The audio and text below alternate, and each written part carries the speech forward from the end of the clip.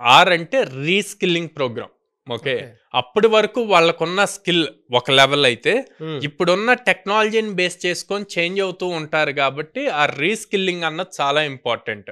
మీరు నేర్చుకున్న దాన్ని ఇప్పుడున్న మార్కెట్ తగ్గట్టు ఎలా చేంజ్ చేసుకోగలుగుతారు? ఎలా అప్‌డేట్ అవ్వగలుగుతారు? అన్నది ఇంపార్టెంట్. ఇంటర్న్‌షిప్స్‌తో లేటెస్ట్ ప్రాజెక్ట్స్ మీద ఇన్వాల్వ్ అవ్వచ్చు. ఓకే. మీరు అబ్జర్వ్ చేస్తే, "సార్ నాకింత ఎక్స్‌పీరియన్స్ ఉంది. ఇప్పుడు కూడా నేను ఇంటర్న్‌షిప్ చేయాలా?" అని జెప్పి అంటారనమాట. మన జెరోదా ఫౌండర్ ఇట్లాంటి వాళ్ళు and other companies startup founders ఇప్పుడు మీరు వాళ్ళ లింక్డ్ఇన్ ప్రొఫైల్స్‌కెళ్ళినా వాళ్ళు అనౌన్స్ చేస్తారు. We are ready to do internships on latest technologies అని బా! చెప్పి. ఓకే. రీసెంట్‌గా గూడా అట్లాంటి న్యూస్ చాలా వైరల్ అయినాయి.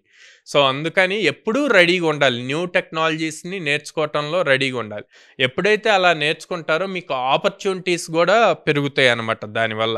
సో, ఇప్పుడు మన ఈ కెరీర్ గ్యాప్ వచ్చిన వాళ్ళు గానీ, నాన్ ఐటీ నుంచి ఐటీకి వచ్చేవాళ్ళు గానీ, ప్రతి కంపెనీ ఆపర్చునిటీ ఇస్తుందండి. ప్రతి ఎంఎన్‌సీ‌ల్లోనూ సెపరేట్ ప్రోగ్రామ్స్ ఉన్నాయి వీళ్ళని హైర్ జేయటం కోసం. మళ్ళీ వాళ్ళకొక ఛాన్స్ ఇవ్వాలి అన్న పాయింట్‌లో.